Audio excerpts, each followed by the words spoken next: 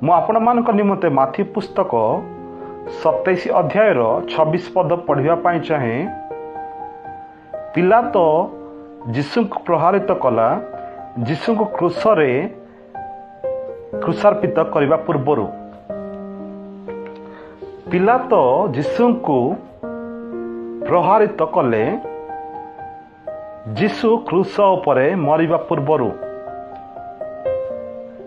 ଏବଂ ଏହି ପ୍ରହାରକୁ ରୋମୀୟ ଚାବୁକ ପ୍ରହାର ବୋଲି କୁହାଯାଏ।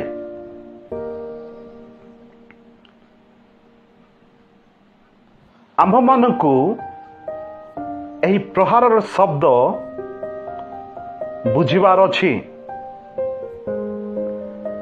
ଶବ୍ଦ ପ୍ରହାର ଗୋଟିଏ ଗ୍ରୀକ ଶବ୍ଦ ଫ୍ରାଗେଲୋ। ଏହା ଗୋଟିଏ ଭୟାନକ ଶବ୍ଦ। ପ୍ରାଚୀନ କାଳରେ ଅର୍ଥାତ୍ ପ୍ରାଚୀନ ଯୁଗରେ ବ୍ୟବହାର କରାଯାଇଥିଲା। କାରଣ ଯେତେବେଳେ ଏହି ଶବ୍ଦ ଶୁଣାଯାଉଥିଲା ତତ୍କ୍ଷଣାତ୍ ଗୋଟିଏ ଭୟାନକ କଳ୍ପନା ଆସୁଥିଲା। ମୁଁ ଆପଣମାନଙ୍କୁ କହିବା ପାଇଁ ଚାହେଁ, ପ୍ରହାର କରିବା ବିଷୟରେ ଯୀଶୁ କ'ଣ ସହ୍ୟ କଲେ କ୍ରୁଶାର୍ପିତ ହେବା ପୂର୍ବରୁ। ଯୀଶୁ କ୍ରୁଶାର୍ପିତ ହେବା ପୂର୍ବରୁ ଯୀଶୁ ଖ୍ରୀଷ୍ଟଙ୍କର ଲୁଗାପଟା ସମ୍ପୂର୍ଣ୍ଣ ଭାବରେ ବାହାର କରାଦିଆଯାଇଥିଲା। ଯେପରି ସୈନ୍ୟମାନେ ତାହାର ଶରୀରକୁ ସମ୍ପୂର୍ଣ୍ଣ ଭାବରେ ଦେଖିବେ ଏବଂ ତାହାକୁ ଉଲଗ୍ନ ଅବସ୍ଥାରେ ବାଡ଼େଇବେ ଏବଂ କଷ୍ଟ ଦେବେ ଏବଂ ଯୀଶୁଖ୍ରୀଷ୍ଟଙ୍କୁ ସେମାନେ 2 ଫୁଟ ସ୍ତମ୍ଭରେ ବାନ୍ଧିଲେ, ତାର ହସ୍ତକୁ ବାନ୍ଧିଲେ ଏବଂ ସେମାନେ କ'ଣ କଲେ? ସେମାନେ ଗୋଟିଏ ଚାବୁକ ନେଲେ ଏବଂ ସେଇ ଚାବୁକରେ ୱାଇର ଏବଂ ଲୁହା ଏବଂ ହାଡ଼ ଏବଂ କାଚ ଏହି ସକଳ ବିଷୟ ସେହି ଚାବୁକରେ ଥିଲା। ଏବଂ ଏହି ଚାବୁକକୁ ରୋମୀୟ ଜଗତରେ ଗୋଟିଏ ଭୟାନକ ଏବଂ ମାରାତ୍ମକ ହତିଆର ବୋଲି ଗଣିତ କରୁଥିଲେ। ଏହି ଚାବୁକ ଭୟାନକ ଏବଂ ମୃତ୍ୟୁତୁଲ୍ୟ ଥିଲା, ଯେ ପ୍ରହାରର ଧମକରେ ଜନଗହଳିକୁ ଶାନ୍ତ କରୁଥିଲା। ଯୀଶୁଖ୍ରୀଷ୍ଟଙ୍କୁ ଯେତେବେଳେ ସେମାନେ 2 ଫୁଟ ଖୁଣ୍ଟରେ ତାର ହସ୍ତକୁ ବାନ୍ଧିଲେ ଏବଂ ଯୀଶୁଖ୍ରୀଷ୍ଟଙ୍କୁ ବାନ୍ଧିଲେ, ଯେତେବେଳେ ସେମାନେ ବାନ୍ଧିଲେ ସେହି ସମୟରେ 2 ଗୋଟି ସୈନ୍ୟ ଯୀଶୁଖ୍ରୀଷ୍ଟଙ୍କୁ ବାଡ଼େଇବା ଆରମ୍ଭ କଲେ। ଯେତେବେଳେ ଯୀଶୁଖ୍ରୀଷ୍ଟଙ୍କୁ ବାଡ଼େଇବା ଆରମ୍ଭ କଲେ, ସେହି ସମୟରେ ଯୀଶୁଖ୍ରୀଷ୍ଟଙ୍କର ପିଠ ସମ୍ପୂର୍ଣ୍ଣ ଭାବରେ କଟି ଯାଇଥିଲା। ଯୀଶୁଖ୍ରୀଷ୍ଟଙ୍କର ମାଂସ ସମ୍ପୂର୍ଣ୍ଣ ଭାବରେ କଟି ଯାଇଥିଲା। ଯୀଶୁଖ୍ରୀଷ୍ଟଙ୍କର ମାଂସପେଶୀ ସମ୍ପୂର୍ଣ୍ଣ ଭାବରେ କଟି ଯାଇଥିଲା। ଯୀଶୁଙ୍କ ଅସ୍ଥିର ସଂଯୋଗକାରୀ ତନ୍ତୁ ଖଣ୍ଡ ଖଣ୍ଡ ହୋଇଯାଇଥିଲା। ଏବଂ ଯେତେବେଳେ ସେମାନେ ସେ ଚାବୁକ ଯୀଶୁଖ୍ରୀଷ୍ଟଙ୍କ ଶରୀରରୁ ବାହାର କରୁଥିଲେ, ସେହି ସମୟରେ ଯୀଶୁଖ୍ରୀଷ୍ଟଙ୍କର ମାଂସ ବାହାରକୁ ଚାଲି ଆସୁଥିଲା। ଏହା ଗୋଟିଏ ଦୁଃଖର ବିଷୟ। ଯୀଶୁଖ୍ରୀଷ୍ଟଙ୍କୁ ସେମାନେ ସ୍ୱତନ୍ତ୍ର ଭାବରେ ତାଙ୍କର ପିଠିରେ ବାଡ଼େଇଲେ, ଯୀଶୁଖ୍ରୀଷ୍ଟଙ୍କର ପିଛାରେ ବାଡ଼େଇଲେ, ଯୀଶୁଖ୍ରୀଷ୍ଟଙ୍କର ମୁହଁରେ ବାଡ଼େଇଲେ, ଯୀଶୁଖ୍ରୀଷ୍ଟଙ୍କର ଛାତିରେ ବାଡ଼େଇଲେ, ଯୀଶୁଖ୍ରୀଷ୍ଟଙ୍କର ପେଟରେ ବାଡ଼େଇଲେ ସେମାନେ। ଏବଂ ତାଙ୍କର ଶରୀର ସମ୍ପୂର୍ଣ୍ଣ ଭାବରେ ବିକୃତ ହୋଇଥିଲା। ତାଙ୍କର ସୌନ୍ଦର୍ଯ୍ୟ ସମ୍ପୂର୍ଣ୍ଣ ଭାବରେ ନଷ୍ଟ ହୋଇଯାଇଥିଲା। ଗୋଟିଏ ଐତିହାସିକ ଲେଖକ ଏ ପ୍ରକାର କହନ୍ତି, ସେଇ ବ୍ୟକ୍ତିର ପିଠ ଏତେ କଟା ହୋଇଥିଲା ଯେ ରୋମିଓ ପ୍ରହାର ଖାଇଲା ପରେ ତାର ମେରୁଦଣ୍ଡ ପ୍ରକୃତରେ ଦେଖାଯାଉଥିଲା।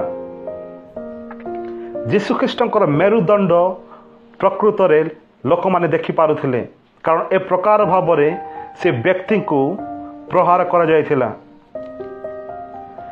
ଏବଂ ତାଙ୍କର ଅନ୍ତର୍ଭୁଜୁଳି ବାହାରକୁ ଚାଲି ଆସିଥିଲା।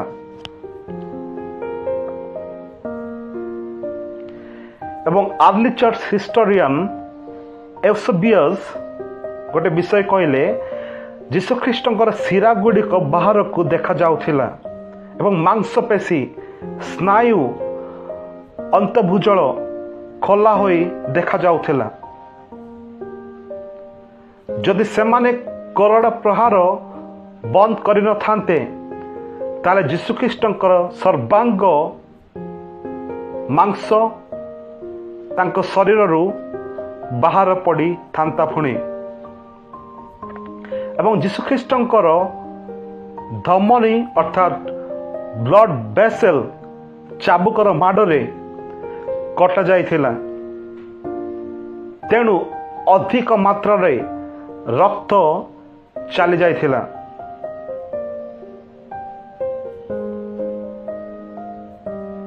ଏହି ବିଷୟ ଗୁଡ଼ାକ ଯୀଶୁଖ୍ରୀଷ୍ଟ ସେ ଅନୁଭବ କଲେ କ୍ରୁଶ ଉପରେ ମୃତ୍ୟୁବରଣ କରିବା ପୂର୍ବରୁ। ଯୀଶୁଖ୍ରୀଷ୍ଟଙ୍କୁ ତୃଷା ଲାଗୁଥିଲା, ତାଙ୍କ ମୁହଁ ବୁଲାଉଥିଲା।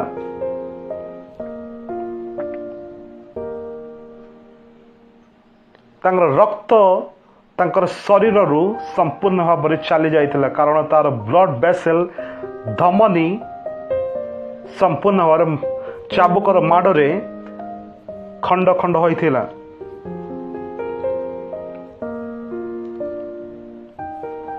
ଏବଂ ଯୀଶୁଖ୍ରୀଷ୍ଟଙ୍କୁ ଯେତେବେଳେ ସେମାନେ କ୍ରୁଶ ଉପରେ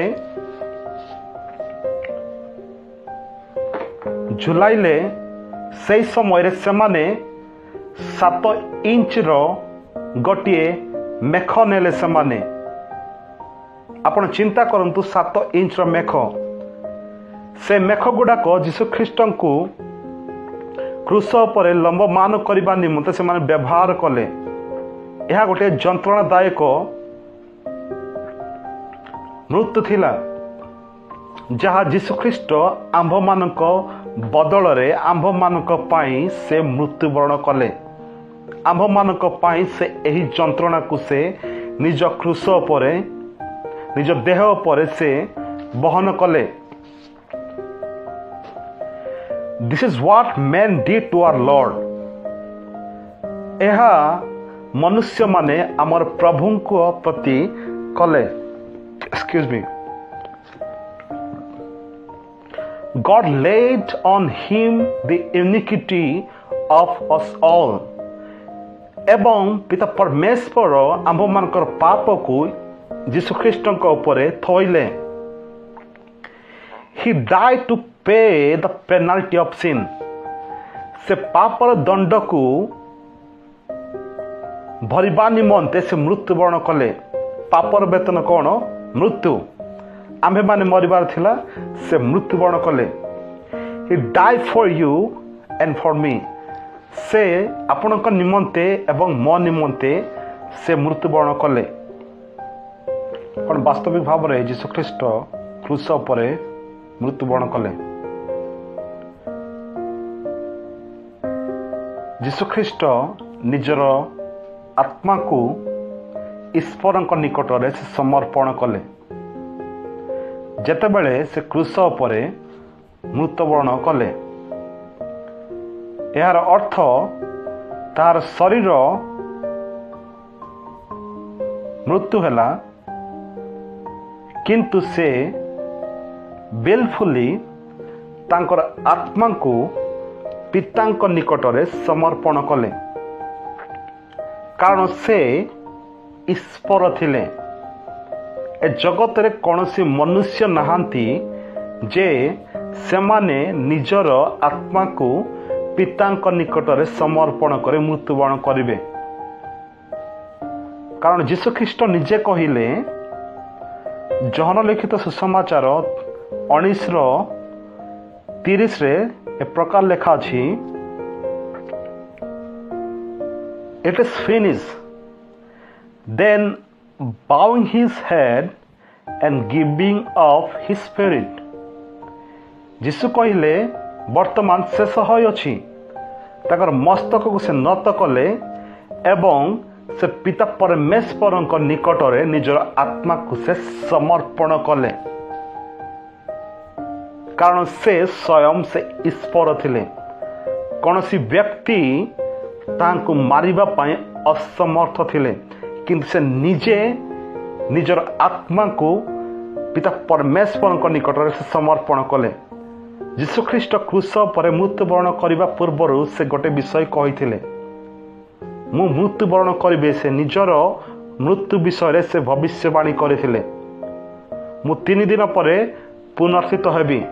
ଏହି ବିଷୟ ମଧ୍ୟ ସେ କହିଥିଲେ ଏବଂ ବାସ୍ତବିକ ଭାବରେ ସେ ମୃତ୍ୟୁବରଣ କଲେ ଆମମାନଙ୍କର ପାପ ନିମନ୍ତେ, ସମାଧି ପ୍ରାପ୍ତ ହେଲେ ଏବଂ ତୃତୀୟ ଦିବସରେ ସେ ପୁନର୍ଥିତ ହେଲେ। ସେ ଯେଉଁ ଭବିଷ୍ୟବାଣୀ ସେ କରିଥିଲେ, ସେହି ଭବିଷ୍ୟବାଣୀ ତୃତୀୟ ଦିବସରେ ସଫଳକୃତ ହେଲା। ଯଦି ସେ ଈଶ୍ୱର ହୋଇନଥିଲେ, ଏହି ବିଷୟ ଗୁଡ଼ାକ କୌଣସି ମାତ୍ରାରେ ଘଟି ନଥାନ୍ତା। ପୁଣି ସେ ଈଶ୍ୱର ହୋଇଥିଲେ, ତେଣୁ ତାଙ୍କର ଭବିଷ୍ୟବାଣୀ ସଫଳ ହୋଇଥିଲା।